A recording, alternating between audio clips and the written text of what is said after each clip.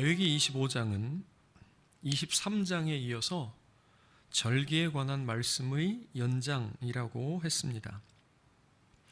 23장에서는 안식일이 바탕이 되는 유월절, 무교절, 초실절, 칠칠절, 그리고 나팔절, 속죄일, 그 다음에 수장절까지에 대한 말씀을 살펴보았습니다. 이어서 25장에서는 안식년과 희년에 대해서 말씀하고 있는데, 그 사이에 나오는 24장의 말씀은 우리가 지난 시간에 살펴본 대로 하나님 나라의 통치의 원리로서 법의 근간, 법의 바탕에 대해서 말씀한다고 했습니다. 그것은 유명한 눈에는 눈, 이에는 이라고 하는 것으로 행한 대로 갚아준다는 말씀이었습니다. 그것을 오늘 본문과 연결시켜 보면 한 해 동안에 있는 절기에 대해서 쭉 말씀하신 후에 그 다음에 안식년과 희년에 대해서 말씀하시기 전에 호흡을 한번 가다듬고 행한 대로 갚아줄 것이다, 이렇게 말씀하고 있는 것이죠. 그것은 마치 안식년과 희년이 중요하다라고 말씀하고 있는 것 같아요.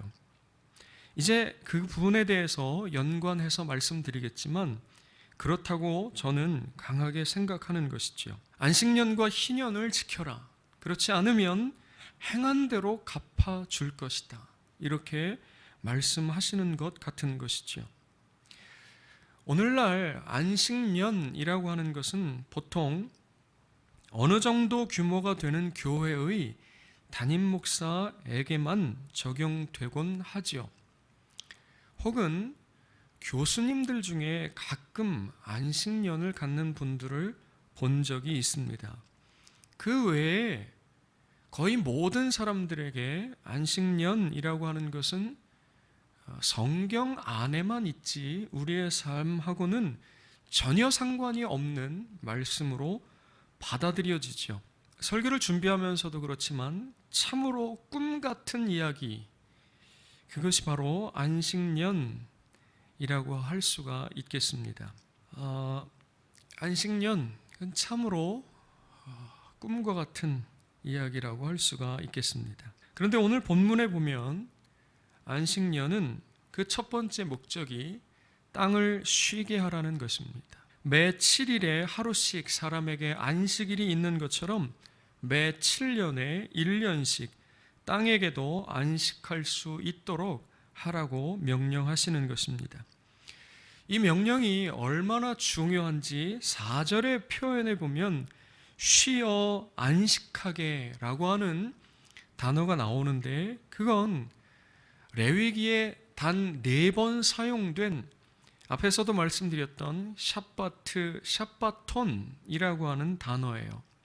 샤바트 이렇게 하면 안식일인데, 동일한 단어를 2번 반복해서 안식일 중에 안식일, 혹은 반드시 쉬는 안식일, 엄중한 안식일, 이렇게 번역되었습니다. 이 표현은 2번은 속죄일에 대해서 말씀하고 있어요. 이 표현이 사용된 2번은 속죄일, 그 다음에 한 번은 23장에 나왔던 안식일에 대해서, 그리고 나머지 한 번이 바로 여기 안식년에 대해서 말씀하고 있는 것이지요. 그러니까 이 4번의 표현 중에 한 번인 안식년이 얼마나 중요한가 하는 것을 이 단어의 사용된 횟수만 가지고서도 볼 수가 있는 것이죠. 땅을 쉬게 하는 것, 그것이 바로 안식년의 핵심이라고 할 수가 있습니다. 그리고 오늘 우리가 사는 이 시대, 긴 54일간의 장마를 지나고 또 어제도 그렇게 비가 쏟아지는 것을 보았지요. 그런 일들을 겪으면서 오늘 우리의 현실 가운데에 나타나고 있는 것으로 이 말씀이 얼마나 중요한지를 헤아려 볼 수가 있는 것이죠. 한 장의 사진을 제가 여러분들한테 보여드릴 건데 아마 보신 분들이 있을 겁니다. 작년에 2019년 9월 2일에 발생한 호주 산불이에요. 이게 장장 5개월 동안에 한반도 면적의 85%, 남한 면적보다 훨씬 더 큰 땅을 불태웠어요. 호주 전체 숲의 14%를 태웠다고 하는데 언제 꺼졌냐면 올해 2월 13일이 되어서야 꺼졌습니다. 그동안에 다행히도 사망한 사람은 그렇게 많지 않지만 동물들이 10억 마리 이상 죽었을 것이라고 추정이 되고 재산 손실은 말할 것도 없습니다. 여기에 보이는 이 사진은 호주의 유명한 동물 캥거루 새끼가 불에 타 죽은 모습인 것이죠. 한편 추운 날씨의 대명사인 시베리아의 지난 6월 한 달 동안의 평균 기온이 20도였다고 그래요. 이것은 평년보다 18도가량 높은, 평년의 6월 달에 평균 기온은 대략 2도 정도였는데 그래서 10배가 되는 20도를 기록했고 세계에서 가장 추운 도시 중에 하나라고 여겨지는 베르호얀스크라는 도시는 38도를 기록해서 우리나라보다 훨씬 더 뜨거웠다고 하는 거죠. 이렇게 이상 고온 현상이 지속되면서 시베리아 전역에 산불이 역시 많이 일어났는데 남한 면적의 10분의 1이 불에 타버렸고 1년 내내 땅의 온도가 0도 이하인 영구 동토층, 그것들이 녹으면서 지반이 약화되고 얼어있는데 그 위에다 건물들을 지었는데 이게 녹으면서 지반이 약해지면서 발전소의 연료 저장 탱크 같은 것들에 균열이 생기고 경유 같은 것들이 이렇게 유출이 되면서 아주 문제가 심각해지고 있고 주택들도 마찬가지라고 그래요. 그러면서 사체가 그 안에서 얼어 있었는데 녹으면서 그 안에 있던 균들이 활성화되면서 순록들이 대규모로 떼죽음 당하는 일들도 벌어졌다 하는 것이 뉴스를 통해서 나왔습니다. 지금 미국의 캘리포니아에는 우리나라 태풍보다 훨씬 강한 허리케인이 불고 있지만 동시에 엄청난 산불이 대략 500군데 이상에서 벌어지고 있고 화염과 토네이도가 결합된 파이어 토네이도, 파이어 네이도라고 하는 것들이 마치 지구의 마지막 날을 연상시키는 것처럼 그렇게 두렵게 불타고 있는 것이죠. 우리나라의 비도 마찬가지죠. 그래서 요즘 자주 듣는 기후에 대한 뉴스는 역대급이라고 하는 단어가 사용되는 거죠. 역대급 장마, 역대급 태풍, 역대급 산불, 역대급 고온 현상 등등이죠. 이런 뉴스를 보다 보면 앞서 말씀드린 눈에는 눈, 이에는 이, 행한 대로 갚아준다 하는 말씀이 생각나는 거예요. 그래서 24장이 이 25장 앞에 있는 것 같은 거지요. 땅을 쉬게 해야 된다. 사람이 쉬는 것처럼 땅도 쉬어야 하는 것이다 라고 하는 말씀이 분명히 여기 레위기에 들어가 있는데 그동안 인류는 땅을 쉬게 하는 것에는 거의 관심이 없었고 끝없이 파헤치고 끝없이 건설하고 끝없이 개발하는 동안에 이 지구, 이 땅이 인간들이 살 수 없는 상황이 만들어지게 되고 그 땅의 역습, 기후의 역습이 시작된 것 같은 생각이 드는 것이지요. 지금 인류는 코로나19로 고통받고 있지만 제가 지금 말씀드린 기후 위기는 코로나와는 비교할 수 없을 만큼 큰 일이라고 학자들이 입을 모아 이야기하고 있습니다. 그런데 마치 노아 시대에 비가 내려서 다 잠겨서 죽을 때까지도 깨닫지 못했던 그 백성들이 오늘날 마찬가지로 깨닫지 못하고 살아가고 있는 것 같아서 심히 우려가 되는 상황인 것이죠. 세계 최강대국 미국의 대통령이라고 하는 자가 파리 기후 협약에서 탈퇴하고 2019년 1월 달 겨울에 미국이 체감온도 50도까지 내려가는 추위가 찾아오니까 이 사람이 한 얘기가 뭐냐면, 이렇게 추운데 지구 온난화가 웬 말이냐, 이런 얘기를 하고 있는 거지요. 지금 세계 곳곳에서 일어나고 있는 심각한 이상기후는 그간 인간이 땅에게 해온 일들의 반격이 시작된 것 같은 것이죠. 대부분의 학자들은 핵전쟁보다도, 지금 겪고 있는 코로나보다도 더 큰 위기가 바로 기후변화, 기후위기라고 말하고 있는 것입니다. 어쩌면 인류는 역사상 가장 큰 위기 앞에 서 있는 것일지 모르겠습니다. 너무 비관적으로 얘기하는 것이냐? 아니에요. 조금만 뉴스를 찾아보면 제가 이야기하는 것은 그 실상의 10분의 1, 100분의 1도 되지 않는 것임을 알 수가 있습니다. 물론 하나님께서 이 온 세상을 다스리심을 믿습니다. 또 세상이 어떻게 바뀔지 알 수가 없습니다. 그럼에도 불구하고 인류의 현재와 미래가 그렇게 낙관적이지만은 않다고 하는 것은 확실합니다. 개발이 능사가 아니었습니다. 장로 대통령이 개발 그렇게 이야기하는 것, 그것을 교회가 뜯어 말렸어야 되는 것이죠. 그 개발이라고 하는 명목 뒤에는 언제나 만몬, 돈의 신이 있었고, 코로나 사태로 더욱 명백해진 것은 돈보다 사람이, 경제보다 생명이 더욱 중요하다는 것입니다. 돈의 신이 개발이라고 하는 명목으로 사람도 생명도 땅도 다 함께 살지 못하도록 망쳐버리고 있었던 것이죠. 지속 가능성이라는 말을 여러분 들어보셨을 것입니다.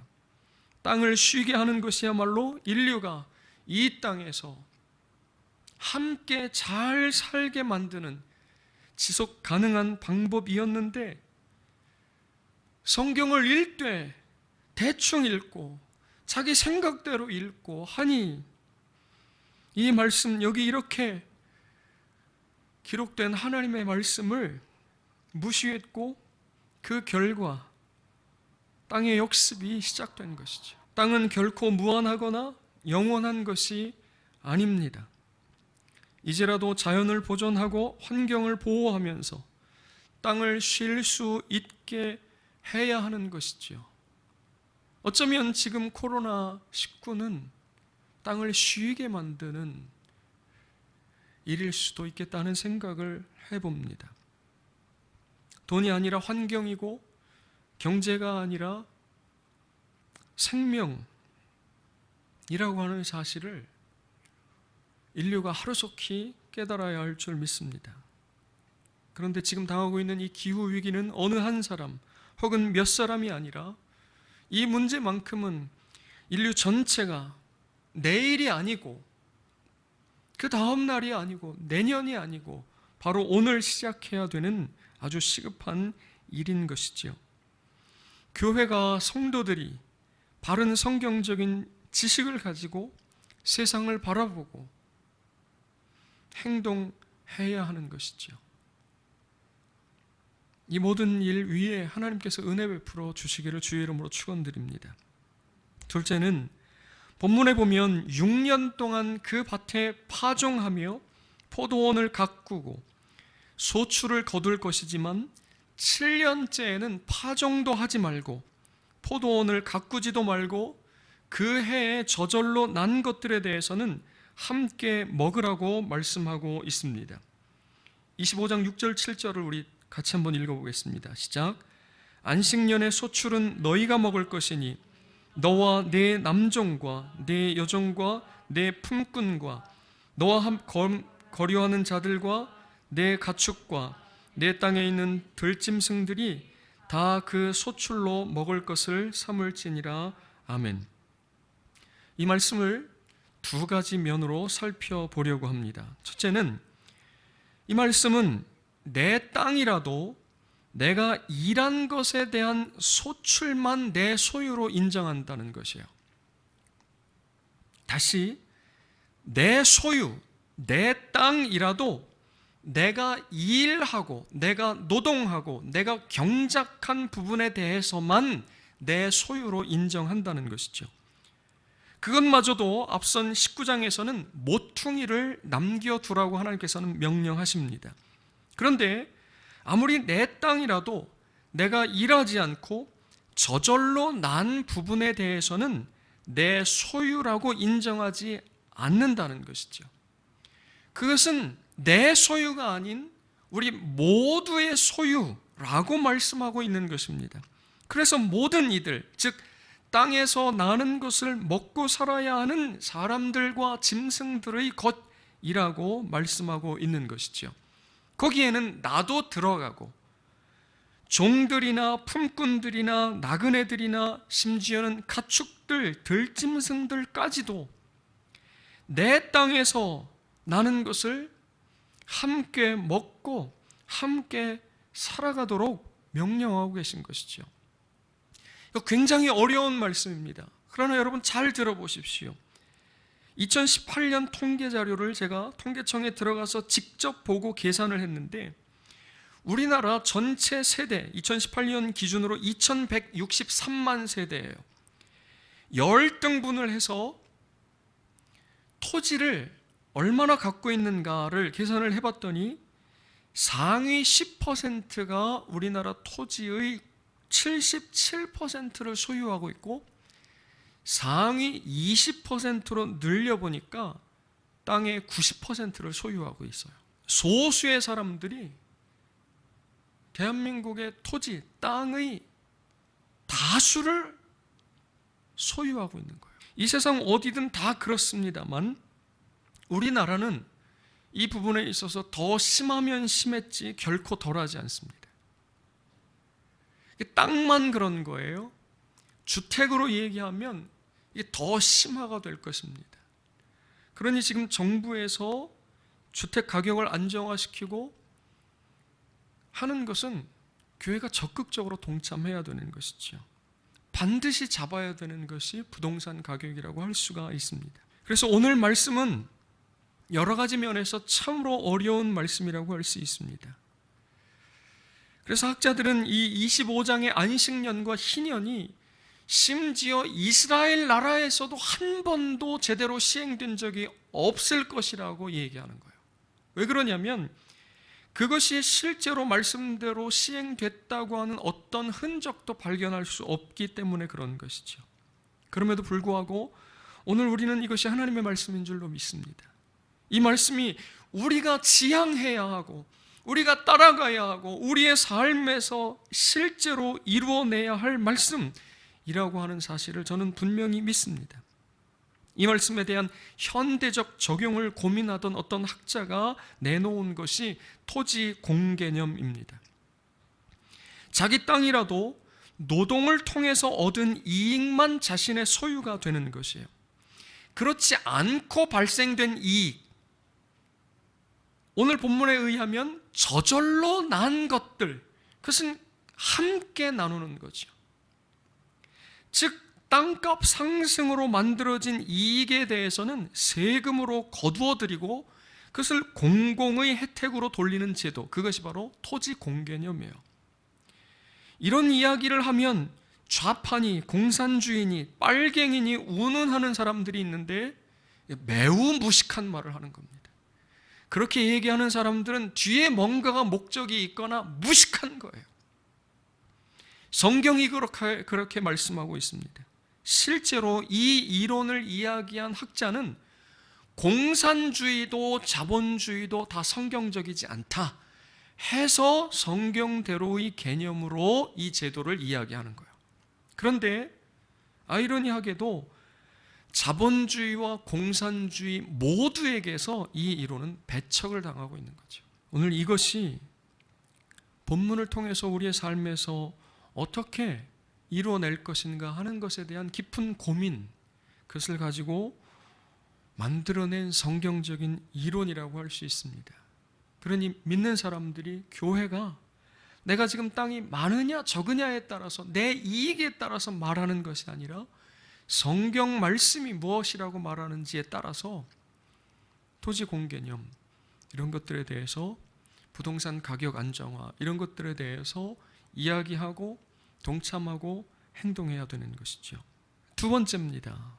두 가지 면으로 살펴본다고 그랬어요. 두 번째, 문제가 있어요. 문제가 뭐냐면 일하지 않았는데도 다 같이 먹을 수 있을 만큼이 나야 하는 거예요. 7년째 쉬려면 그 쉬면서 먹고 살 수 있어야 쉬는 것 아니겠어요? 그런데 나와 내 가족만 먹고 사는 게 아니라 그걸 함께 나누어 먹어야 되니까 심지어는 경작하지 않아서 저절로 나는데 그것을 가난한 자들과 이웃들과 짐승들까지도 함께 먹을 수 있으려면 그만큼 나야 되는 거예요. 그만큼 소출이 나야 되는 것이죠. 그래서 이 백성들도, 이스라엘 백성들도 이게 궁금했어요. 어떻게 쉴 수 있단 말이에요, 하나님? 어떻게 나누어 먹을 수 있습니까? 그래서 본문 쭉 내려와서 20절에 하나님께 이렇게 묻습니다. 앞에 보고 같이 읽겠습니다. 시작. 만일 너희가 말하기를 우리가 만일 7째 해에 심지도 못하고 소출을 거두지도 못하면 우리가 무엇을 먹으리요? 이렇게 묻는 거예요, 하나님께. 누가 쉬고 싶지 않은 사람이 있습니까?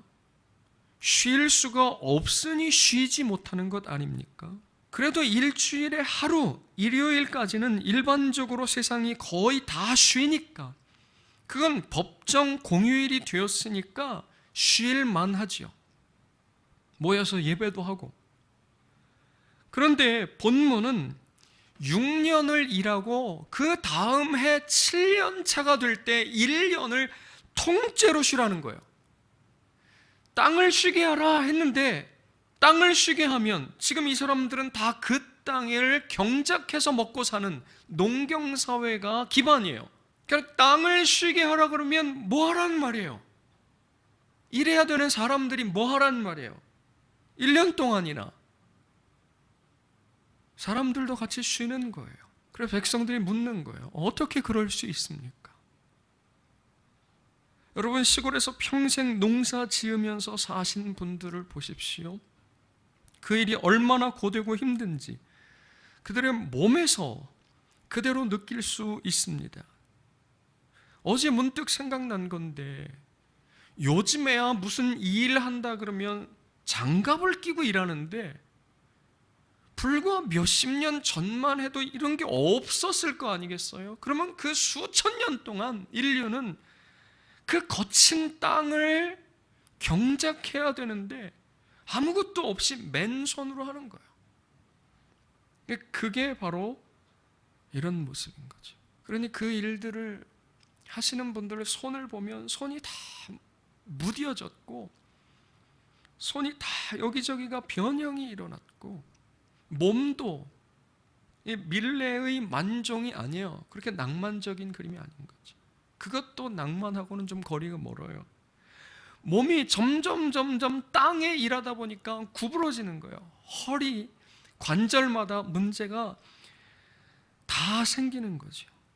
어디 하나 성한 곳이 없게 되는 거예요. 새벽부터 해질 때까지 쉬는 날 없이 평생을 그렇게 일해서 자식들 공부시키고 가르치고 결혼시키고 그렇게 한 삶의 무게가 이 몸으로 그대로 다 드러나게 되는 것이죠. 그 누가 농사를 지으면서 일주일에 하루를 쉴 수 있습니까? 그 누가 농사를 지으면서 7년마다 1년씩을 쉴 수 있단 말입니까? 반대로 누가 그렇게 하지 않고 싶은 사람이 있겠습니까? 다 그렇게 하고 싶지요. 일요일 되면 다 쉬고 싶지요. 안식년? 와, 성경이 이렇게 말씀했으니 정말 쉬면 좋겠다. 안 그런 사람이 어디 있겠습니까? 안 쉬는 게 아니라 못 쉬는 거죠. 농경사회를 훨씬 지나서 4차 혁명의 시대를 사는 오늘 우리는 다릅니까? 그렇지 않아요. 일하는 형태는 달라졌을지 몰라도 쉴 수 없는 것은 마찬가지입니다. 하나도 변하지 않은 것이지요. 그럼에도 불구하고 성경이 안식년을 말씀하고 있어요. 이건 구약이니까 이렇게 얘기하면 그 잘못 믿는 거예요. 하나님은 어제나 오늘이나 영원토록 동일하신 하나님이십니다. 이 말씀은 오늘 우리에게 하시는 말씀인 것입니다. 결코 시대에 뒤떨어진 말씀이 아니고 바로 2020년을 살고 있는 저 여러분들에게 하시는 하나님의 말씀인 것을 저는 믿습니다. 여러분, 그래서 말씀을 잘 들어보세요. 이렇게 백성들이 물으니까 하나님께서 그에 대해서 대답하십니다. 다 같이 시작. 내가 명령하여 6째 해에 내 복을 너희에게 주어 그 소출이 3년 동안 쓰기에 족하게 하리라. 아멘. 왜 3년이냐면 이거는 희년에 대한 말씀이에요. 안식년으로 끌어올라오면 2년 동안 쓰기에 족하게 하시겠다는 거예요. 핵심은 뭐냐면 내가 너희에게 복을 주겠다. 하나님, 그 명령을 따르면 우리는 뭘 먹고 삽니까? 어떻게 먹고 삽니까? 어떻게 쉴 수 있다고 말씀하시는 것입니까? 하고 하나님께 물으니 하나님께서 이렇게 대답하시는 겁니다. 내가 복을 너희에게 줄 것이다. 여러분, 이게 복음이에요. 하나님께서 복을 주신다고 말씀하시는 것, 복음인 것이지요. 우리가 구원을 받았다고 하는 것은 바로 쉴 수 있게 되었다고 하는 것입니다. 천국이 어떤 곳이냐? 영원한 안식이라고 말합니다. 그것을 미리 맛보는 것이 안식일이고 안식년이고 희년이에요. 우리는 그 나라에서 하나님과 영원토록 안식을 누리게 될 것입니다. 그런데 성경은 그 날에만이 아니라 그것을 오늘 우리의 삶으로 끌어와서 오늘 하나님께서 우리에게 쉼을 선물하셨다고 말씀하고 있는 것이지요. 광야에서 만나가 내릴 때에도 안식일에는 내리지 않았습니다. 매일 아침에 하늘에서부터 만나가 내리는 거예요.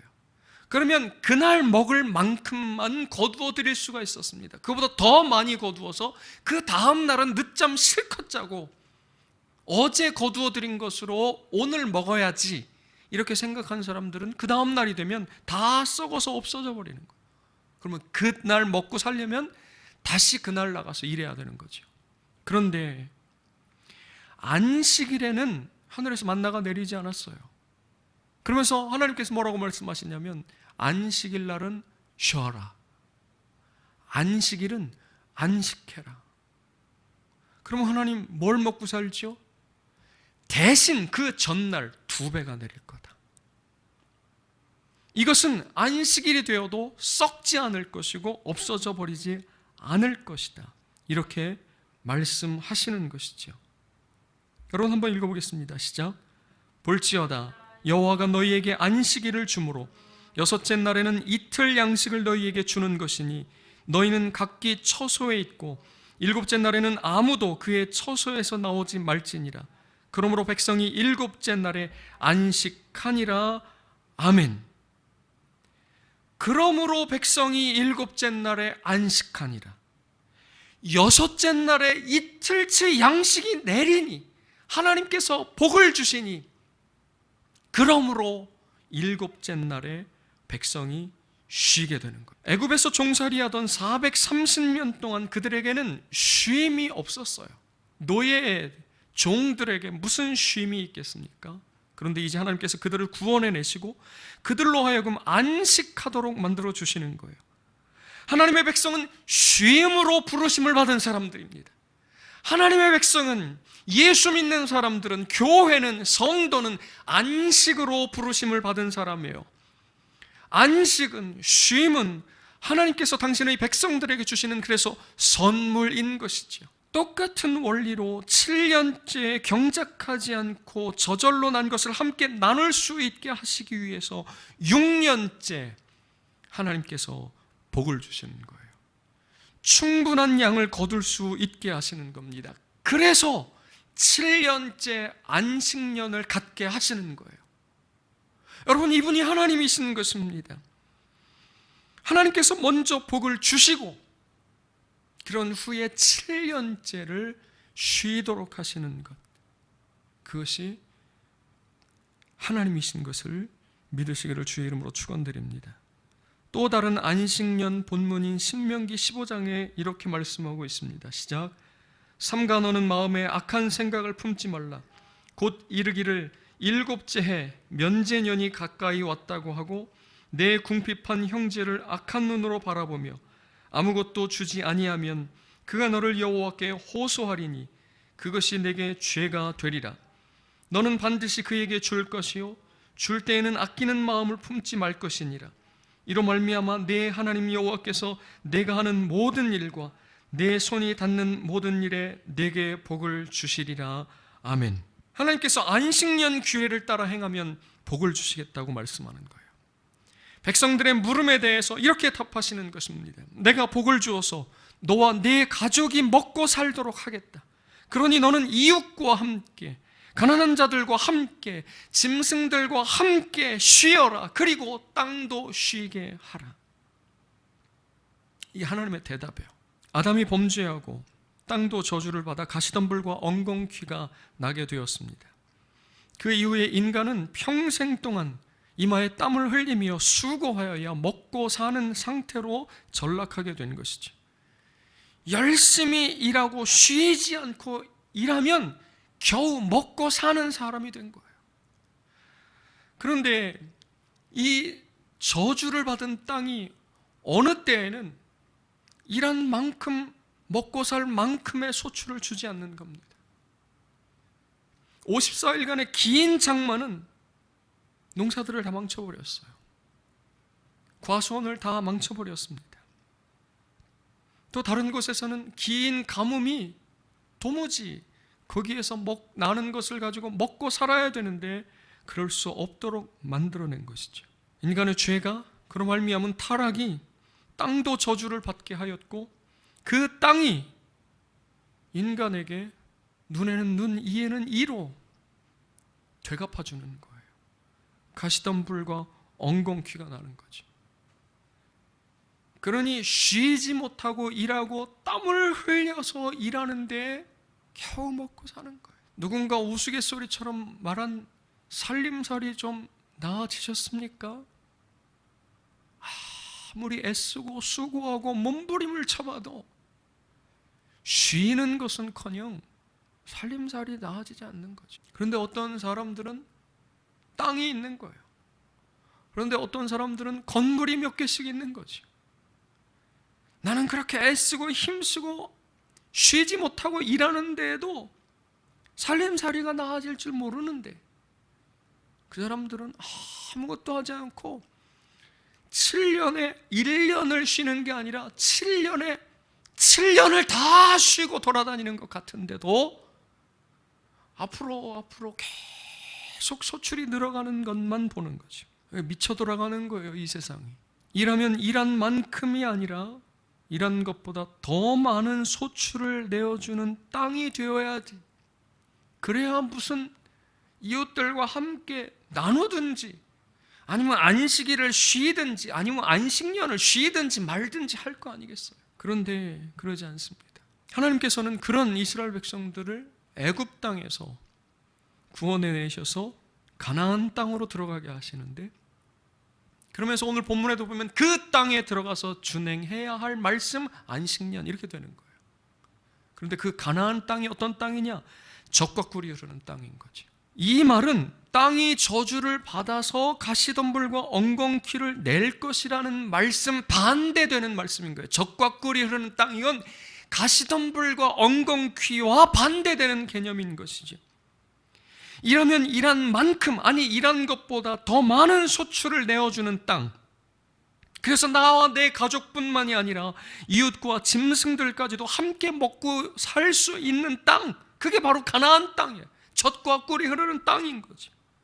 그러니 6년 동안 열심히 일해서 어떤 부자처럼 창고 크게 짓고 거기에 가득가득 채워 넣으면 1년쯤 경작하지 않고 쉴만 하지 않겠습니까?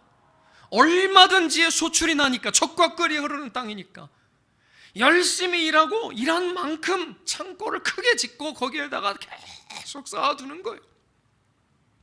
그러면 7년 차가 돌아와도 여러 해 쓸 물건을 저장해 놨으니 내 영혼아 이제 쉬자 얘기하고 1년쯤 푹 쉬어도 괜찮은 거지.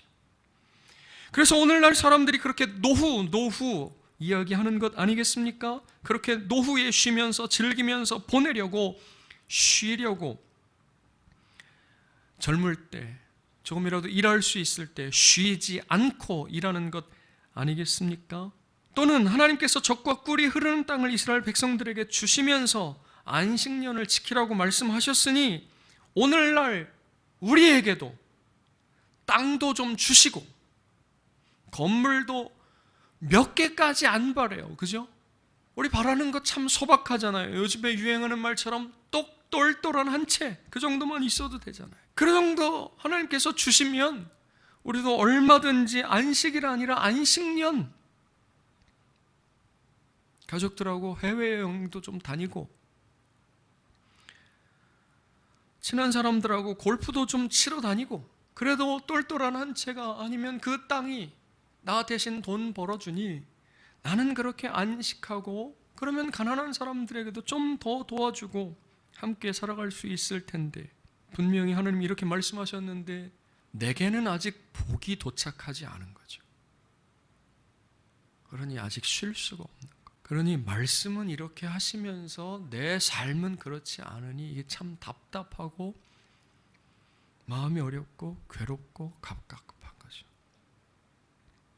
그러나 여러분, 이런 거는 성경을 읽다가 만 것이에요. 가나안 땅에 젖과 꿀이 흐르는 것은 하나님께서 돌보아 주시기 때문에요. 땅 자체가 놀랍도록 기적적인 땅이라고 하는 것이 아니라 그 땅을 하나님이 돌보아 주시기 때문에 그렇다는 거예요. 여러분, 성지순례라고 해서 오늘날 팔레스타인 땅을 가보면 거기는 사막이고 황무지고 그렇다고 그래요. 결코 젖과 꿀이 흐르는 땅이 아니라는 거지. 그러면 도대체 젖과 꿀이 흐르는 땅의 정체는 뭐냐? 하나님이 돌보아 주시는 땅. 그것이 바로 젖과 꿀이 흐르는 땅의 정체예요.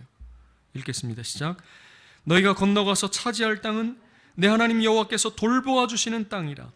연초부터 연말까지 내 하나님 여호와의 눈이 항상 그 위에 있느니라. 아멘. 말씀의 앞뒤를 읽어보면 적절하게 비가 올 거고 적절하게 태양이 비칠 거고, 왜 그래요? 하나님이 돌보아 주시기 때문에. 그래서 젖과 꿀이 흐르는 땅이에요. 젖과 꿀이 흐르는 땅은 땅 자체가 아니라 땅을 돌보아 주시는 하나님이신 것입니다. 다시 여러분 잊지 마셔야 돼요. 젖과 꿀이 흐르는 땅은 가나안 땅 자체가 중요한 게 아니고 바로 그 땅을 돌보아 주시는 하나님 자신이신 것이에요. 그러니까 하나님 백성은 나가서 열심히 쉬지 않고 일만 하는 것이 중요하고 최우선이 아니라 하나님이 먼저고 하나님의 말씀이 가장 중요한 것이라고 여기는 거예요. 그럴 때 그가 무엇을 하든지 어디에 있든지 그가 서 있는 땅, 거기가 바로 젖과 꿀이 흐르는 땅이 되는 것입니다. 어떤 직업을 갖든지 어떤 일을 하든지 바로 그가 몸담고 그가 서 있고 그가 하는 일, 그것이 바로 젖과 꿀이 흐르는 땅이에요. 관건은 땅에 있는 것이 아니라 그 땅을 돌보시는 하나님에게 있는 것입니다. 관건은 젖과 꿀이 흐르는 것이 아니라 그렇게 할 수 있게 만드시는 하나님에게 있는 것이에요. 이것이 하나님의 약속이십니다. 내가 복을 너에게 주겠다. 여러분, 얼마나 오늘 이렇게 피곤하고 도무지 쉴 수 없고 그럼에도 불구하고 소출을 거두기에, 그래서 나와 내 가족이 함께 먹고 살아가기에도 빡빡한 이 세상 가운데에서 이것보다 더 큰 복음이 어디에 있습니까? 하나님께서 이렇게 말씀하십니다. 내가 너에게 복을 줄 것이다. 그래서 내가 너를 쉴 수 있게 만들어 줄 것이다. 이렇게 말씀하시는 거예요. 여러분, 시편 어딘가에 하나님께서 사랑하시는 자에게 잠을 주신다는 거예요. 쉬게 하신다. 내가 복을 주어서 너와 내 가족을 함께 먹고 살게 할 뿐만 아니라 내 이웃과 가난한 자들과 나그네들과 짐승들까지라도 쉴 수 있게 할 것이다. 그리고 땅도 함께 쉴 수 있게 할 것이다. 내가 복을 줄 터이니 너는 쉬어라. 이것이 하나님의 말씀인 것이죠. 여러분, 주 안에서 쉴 수 있게 되기를 주의 이름으로 축원드립니다.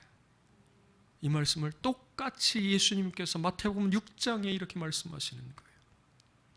너희는 먼저 그의 나라와 그의 의를 구하라. 그리하면 이 모든 것을 너희에게 더하시리라.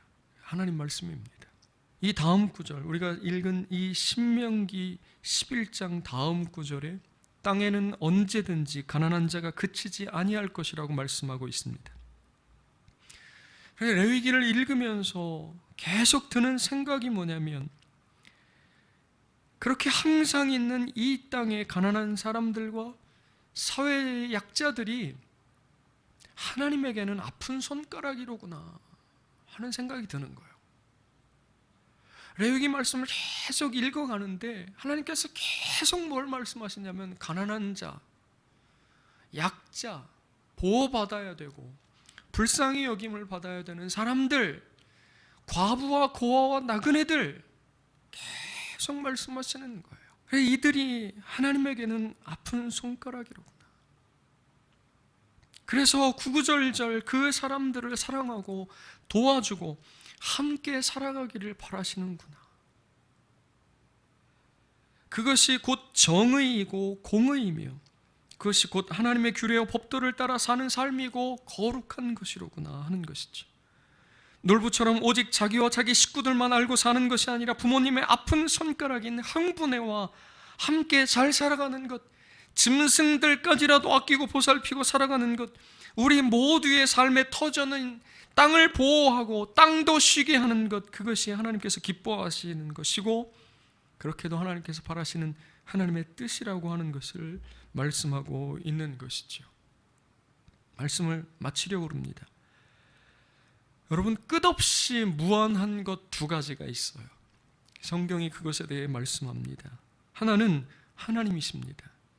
오직 하나님만이 영원하시고 끝없이 무한하신 줄 믿습니다. 또 다른 하나가 무엇일까요?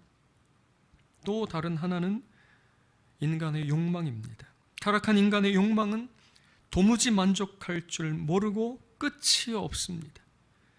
하나님께서는 그렇게 도무지 만족할 줄 모르고 탐욕이 끝이 없는 사람에게 일주일에 하루 쉬는 것뿐만 아니라 매 7년마다 1년씩이나 안식을 명령하고 있는 것이죠. 그렇게 땅도 쉬게 하고 이웃과 가난하고 어려운 사람들과 함께 살아가는 것에 대해서 말씀하고 있는 것입니다. 이렇게 만족할 줄 모르고 끝이 없는 인간의 욕망은 그 끝에 그 욕망을 만족시키는 무한한 만족이 기다리고 있는 게 아니에요. 신기하죠? 그 끝없는 욕망이 계속 욕망을 추구하게 만들어요. 그래서 그 끝에 만족이 있을 것 같잖아요. 그런데 그 끝에는 만족이 있지 않고 그 끝에는 죽음이 기다리고 있는 거죠. 그 끝에는 심판이 기다리고 있는 것입니다.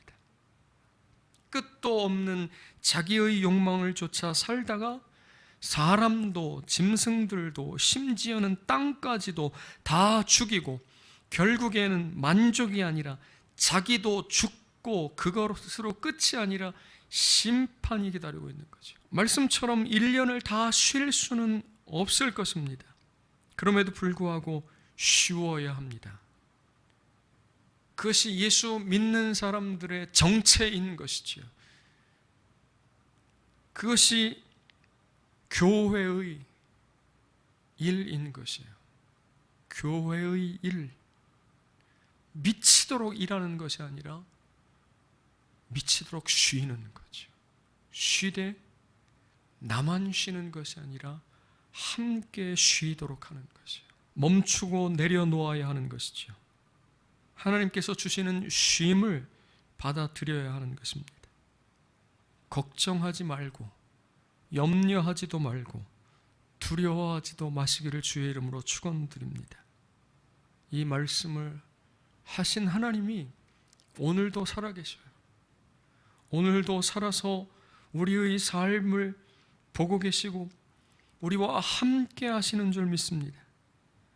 그 하나님께서 오늘도 우리의 자녀들을 붙잡으시고 인도하시고 보호하시며 공급하시는 하나님이신 것을 믿어야 합니다. 그래서 오직 하나님만을, 하나님의 말씀만을 믿음으로 살아야 하는 것이죠. 그래서 성도는 믿음으로 사는 사람들입니다. 하나님을 믿고 그분의 말씀을 믿으시기를 바랍니다. 이번만, 이것까지만이라고 말하지 말아야 하는 것이죠. 욕망은 늘 그렇게 말합니다. 결국 죽을 때까지 이번만, 이것까지만이라고 말하다가 끝마칠 거예요.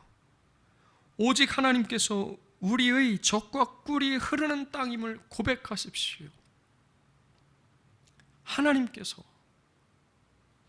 내 이 직장이 아니고, 내 이 사업장이 아니고, 내 이 재산이 아니고, 내 이 땅, 내 이 아파트, 내 이 재물들이 아니고, 오직 하나님께서 우리의 젖과 꿀이 흐르는 땅임을 믿고 고백해야 됩니다. 그 하나님께서 오늘 우리에게 쉼을 명령하고 있고, 명령하시기 이전에 선물하고 계십니다. 아멘 하고 받으면 되는 것입니다. 믿음으로 받아들이는 것입니다. 예수 그리스도를 믿음으로 구원받은 것, 그것과 똑같이 예수 그리스도를 믿음으로 쉼을 선물 받는 것입니다. 두려워할 필요도 없고 염려하거나 걱정할 필요가 없습니다. 그분의 명령을 따라 이웃과 함께, 가난한 자들과 함께, 짐승들까지도 함께 쉬고 또 땅도 쉬게 하는 저와 여러분이 될 수 있기를 주님의 이름으로 축원드립니다. 기도하겠습니다.